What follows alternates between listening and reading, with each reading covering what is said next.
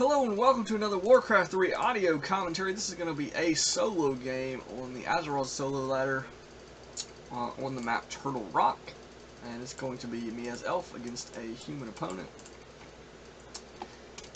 And he does a pretty oddball strategy, and my strategy is a little bit weird as well, though maybe not quite as off the wall as his is, but I'm going to be going for the Archer, Dark Ranger, Naga, Dryad, Druid the Talon strategy. If you've ever seen that against humans specifically, I think it's pretty effective, though it does have sort of some weaknesses, and it relies on timing to really be effective. So if they know it's coming, there are some things they can do to sort of thwart your timing push and make you sort of change up your strategy. And again, their unit choice can be such that it's going to be pretty difficult. But if they do sort of the standard stuff, the strategy is pretty effective. And if they try to use militia, which is sort of the intuitive answer to the timing push on their main base, they're going to be punished pretty severely generally because militia don't have that many hit points, and they're very easy to kill with mass archers, a Dark Ranger, and a Naga. And as soon as you start killing them with Black Arrow, you're going to get a bunch of skeletons, which also are very strong as militia. So that's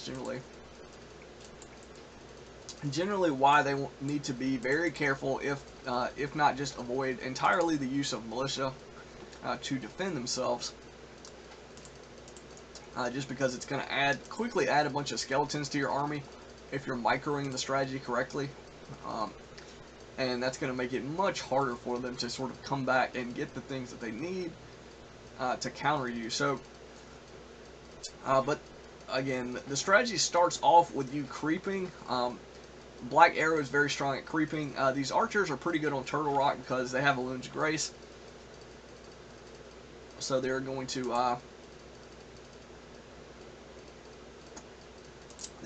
reduce the damage from these turtles quite a bit.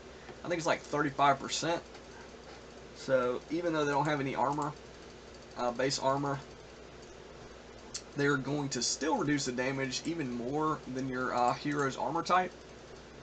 I think, pretty sure it says 4 armor for the Dark Ranger, 21% damage reduction, so that's less. Now I guess the Dark Ranger probably heals quicker, but anyway, you can use the moon wells to heal when you need to. So, and at night the archers are going to heal pretty quickly as well. So that's pretty good. But yeah, the thing is, as soon as you keep spawning these skeletons, you want to make sure you get the kill with the Black Arrow on the targets.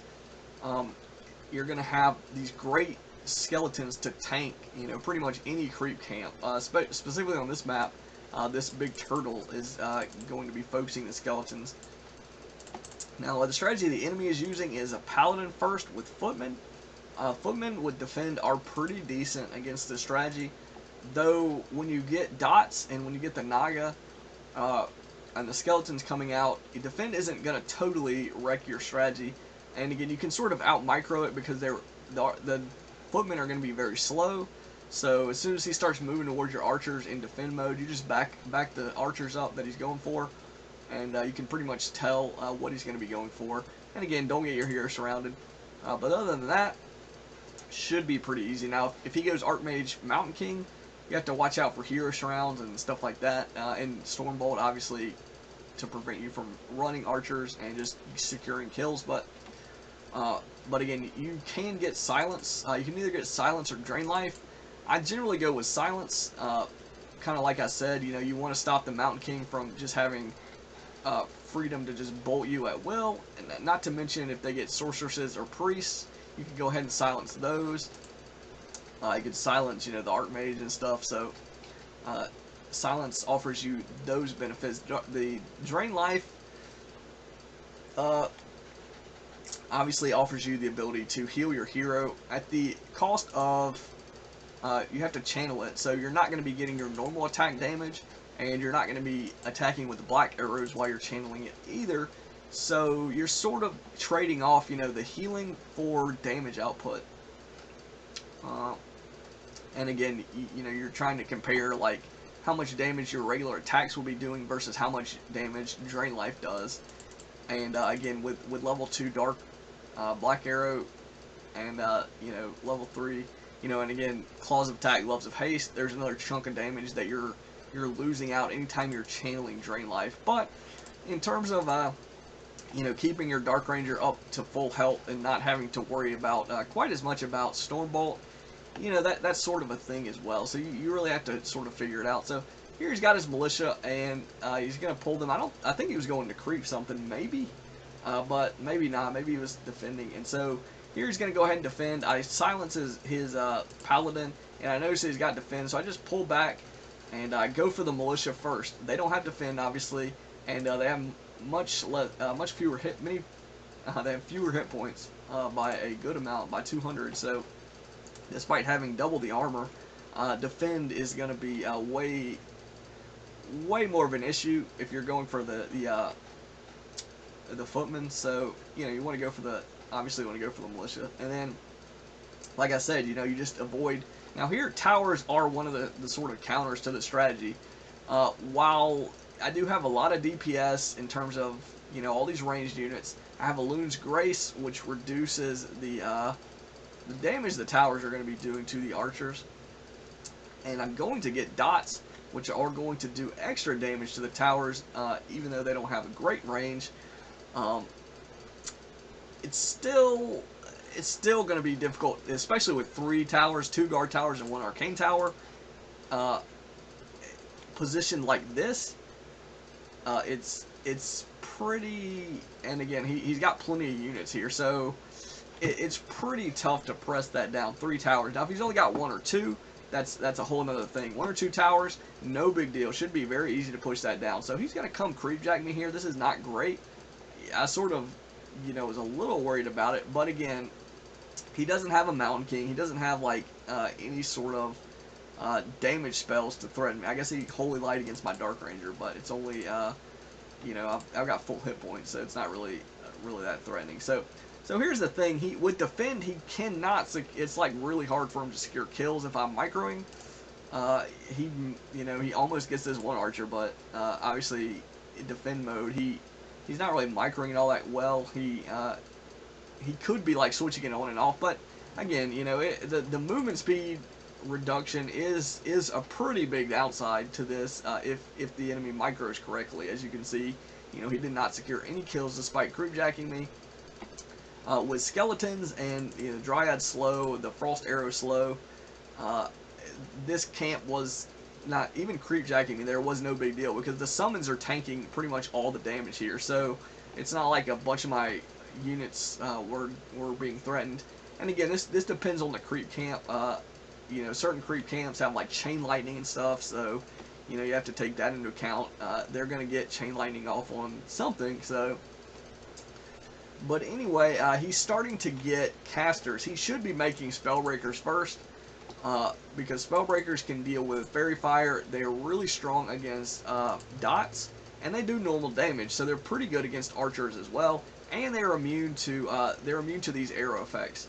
So really, if you're facing this strategy as a human, prioritize getting a handful of Spellbreakers out before you get Priest, if you get Priest at all. But really, Spellbreakers are one of the big counters, being immune to both the arrow effects. The only thing that you do have to worry about is archers still do okay damage, and the Dryad Poison is still going to affect the breaker. So you still have to keep that in mind in your battles. But now he's thrown up a Blood Mage as a second hero. Flame Strike, pretty decent versus Glaive Throwers, pretty decent versus archers and dots, because they're not very fast movement speed. But, and again, from this defensive position, he can, and using Clarity Potions, he can throw a Flame Strike out there. But it's it's not as easy to avoid as maybe Blizzard, because the Flame Strike damage occurs really quickly, but it does have that sort of animation charge up where you have a split, like a second or two to really react to it, and you can avoid some of the damage. And again, the noise. He didn't really get a great shot there, so I ran an archer right into it, so I was dumb.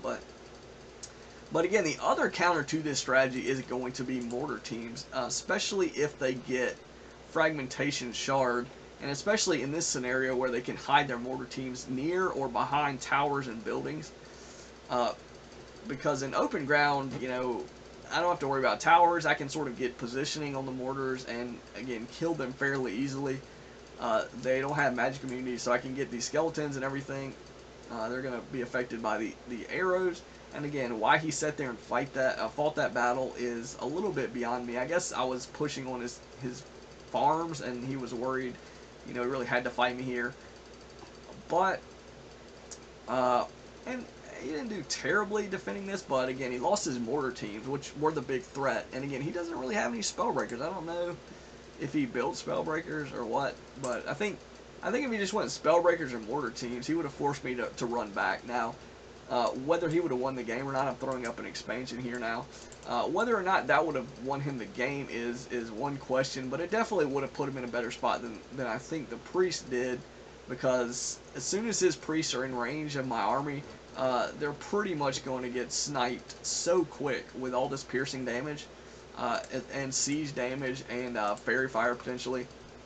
So, and again, not being magic immune, they're taking extra from the heroes, and they're going to spawn the skeletons when they get killed by the black arrows. So, again, I'm just trying to get some damage in. I'm killing a couple of his farms here. I don't think it's really doing that much damage in terms of hurting him, because he's only got 26 food and he's got 42 available. So now he's just repairing it, so it's going to cost him. But in terms of like immediate impact, it's not really sealing me the game right now, but it is sort of slowly chipping away and letting me push in. I really want to get damage in on the towers, but he's, with mortar teams and flame strike, he can sort of space me out there, and there's not really much I could do. If I hid something like inside of his arcane sanctum, I probably could hit. I maybe could hit the arcane sanctum from like right here with glaive throwers, which would be pretty decent. Why he didn't like park his glaive throwers here or like right here is a little bit beyond me. But again, being able to move him around is sort of important. And he, obviously being out in front, he can hit like all the way out here, over here. So pretty good. I managed to save a decent amount of archers despite the mortars and everything. But again, the main point is the mortar teams are what he's going to be focusing on. Flare, I don't think was really worthwhile to get, honestly. I mean, maybe he revealed my expansion or something like that, or potentially could reveal hidden things, but we'll see if he actually uses Flare to reveal this expansion. He knows I crept it, or he should know. He saw me trying to creep it a minute ago, and now he's giving me all kinds of time to creep. So, yep, he revealed it. So that's pretty much why he was going to do that. But he should have just made mortar teams. Like, and not to say that scouting isn't important, but if he just gets like 5 mortar teams, it becomes so much harder for the elf player to micro in this scenario, because the range and the damage. You'll notice I've got like half my army consists of dryads and dots and glaive throwers and archers. All of these units, they're going to get hammered by the mortar teams, especially the dryads if you let them get hit. The dryads can move around quick, so you can try to avoid those shots, but as soon as you take like 1 or 2 volleys, you notice like the dryads are just getting demolished. Glaive throwers are pretty slow. They have the range, but their movement speed is bad, and their hit points, they don't have as many hit points as the mortar teams. They have more armor, but the damage output is their highest damage point with base damage with no attack upgrades is just a little bit more, is 1 point more than the lowest damage of the mortar team. So yeah, it's pretty much the mortar teams that do more damage. They have a little bit more hit points. Now they have 2 less armor, so the hit points probably evens out, but the damage is just more for the mortar teams. And it might be a little bit harder to, I guess figuring out the targets is about the same, but it's really the damage output and the fact that he can get fragmentation shards.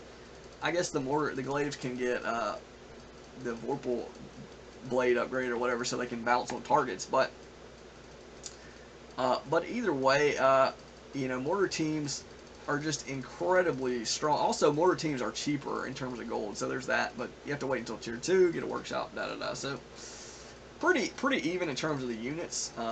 I guess Holy Light can be used on mortar teams, and you can't really. You have to repair glaive throwers, but those are pretty even units, stat wise.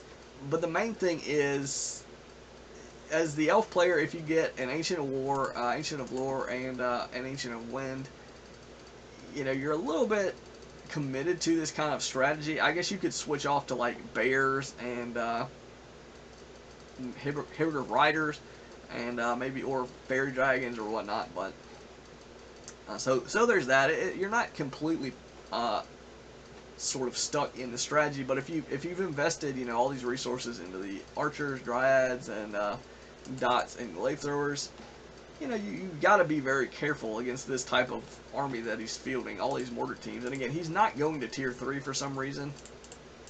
I think with fragmentation shards, the mortar teams just become such a nightmare that I would pretty much have to either just micro flawlessly have healing scrolls, or alternatively I would have to switch units, which I actually am transitioning. I'm actually starting to get a couple of mountain giants, and I've thrown up a couple of Ancients of War, and I've gotten Nature's Blessing, so I can uproot these Ancients of War and or any of the ancients, but mainly these extra Ancients of War that I've built, and I can bring them in. So they're going to function sort of like bears. They have heavy armor when uprooted.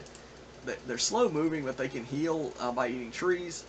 And they have like 1,000 hit points, 7 armor with Nature's Blessing, and faster movement speed with Nature's Blessing. So, and again, we're gonna have a battle here. He's only at like 20-something food, 23. I'm at 68. So this is really, the game is pretty much decided now, regardless of essentially the units. Me having that expansion really allowed me to just mass up and overcome them that way.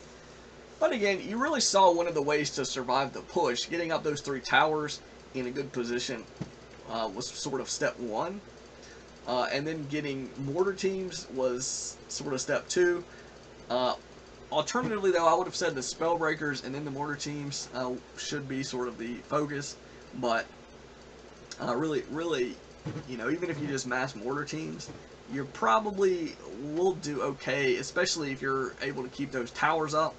And then you can really push, you can probably push the elf pretty easily. And the other thing is, his heroes were a little bit weird against this strategy. I think if he would have went the sort of optimal heroes like Archmage Mountain King, he would have been in a better position, especially if he could creep to level 3 like I did, because level 2 water elementals are pretty solid if you can deal with the dryads. If you get Abolish Magic, which I generally do, especially if they have casters or an Archmage with water elementals, Abolish Magic is a pretty strong counter to water elementals. If they don't get to level 3. If they're level 3, they're still really sort of annoying, but pretty decent counter. Just have a handful of dryads and you can just instantly Abolish Magic the water elementals down, and that's a big part of the humans sort of gameplay in the early to mid game, how strong those water elementals are. Because once you deal with those, you know, you're really just looking at like their footman army, and until they start to get their tier 2, the footman army generally isn't really that threatening. Now, once the Mountain King comes out, obviously if he's got enough footmen and the positioning is such that he can get a hero surround, you have to watch out for that. But otherwise, it's pretty. I'd say the elf is generally in a better position at that particular moment, generally, before they get tier 2. Once they start getting tier 2, they have tier 2 units. They have options that are really pretty strong against the strategy. For example, like I say, mortar teams and spell breakers, and that's really what they want to focus on. But if they don't have towers up like this guy did, then generally you can push into their base and maybe catch them throwing up their Arcane Sanctum, kill the peasants, kill the militia, do enough damage to their like wood economy, you know, get all those skeletons that you might be able to just win on the spot. And again, it depends on the player, depends on how well they've scouted, how well they've been creeping, how well you crept. Because if you aren't level 3 when you go in with your Dark Ranger, it's not nearly as threatening, because level 2 Black Arrow does like, I think it does like 8 more damage than level 1, and the skeletons are way stronger, and your stats are just better, obviously, on the Dark Ranger at level 3. So you really want to get level 3 if possible before this push. Also, the other thing I didn't point out is generally you're going to want to get a Boots of Speed when you can before the push for your Naga. You don't really have to, but it generally is a decent idea, because the Naga's movement speed is really bad. So if you're having to sort of hit and run, it's going to be very useful. Now, if you're just in a pitched battle and they're not really focusing on your Naga very much, you know, the movement speed probably won't be that big of a deal. But it does, the Naga having that movement speed helps her chase units down and get those extra shots with Frost Arrow, which is going to help you secure kills, which is the main sort of major point of the strategy, securing kills to get the skeletons. Because if you're not making the skeletons, then, you know, it's not really nearly as threatening as if you are, because every kill you get, you're increasing your army and decreasing their army. So, you know, obviously that very quickly can add up. So, so that's really what you want to be focusing on. And again, like I said, the Boots of Speed are 250 gold. So, you know, it's a pretty big investment. That 250 gold, that could be another like nearly 2 archers, or nearly 2 Druids of the Talon, or, you know, another some kind of extra Ancient of War if you want to try to like use Ancients of War offensively, or you know, maybe you want to tech to tier 3, maybe you want to spend those resources on Nature's Blessing for sort of you know, to make it you know, easier to utilize your Ancients of War or whatever, or just make your buildings better. Or, you know, alternatively, you can just invest in unit upgrades. You know, that's one thing. Also, I didn't point out, the Archer range upgrade is pretty crucial as well. Pretty much always get that in the strategy, because you're going to be pressing into their base. They might have one tower, they might have multiple towers, but regardless, the extra range is very useful for kiting on open ground, in their base, wherever. It's going to be useful. And most of your units in DPS are going to be archers at that point, and you're going to have, you know, slowly trickling in some dryads and some dots, but again, it's really good to have the extra range on the archers. So, and again, the upgrade's really inexpensive, and it completes pretty quickly there, so you don't really lose much doing it. So that's pretty much this strategy. In terms of his strategy, a little bit weird. You know, if I had to suggest anything to change it, obviously against what I was doing, Spellbreakers I think would have been better. In terms of like fighting in Flame Strike, you know, Spellbreakers are immune to magic, so you can throw those out in the front line and then around their archers, and then just Flame Strike. They're probably going to try to keep their archers out of Spellbreaker range anyway, but if they don't, you know, the Spellbreakers can stand right there in the flames. They can run through the flames and whatnot, so and not take any damage. So, you know, they offer all sorts of advantages. And again, in terms of countering, the priest healing, while useful, it just really isn't. It's really way too easy to kill priests with this strategy, I think. And they have to be like in short range to heal, so they're going to be around the units generally to heal them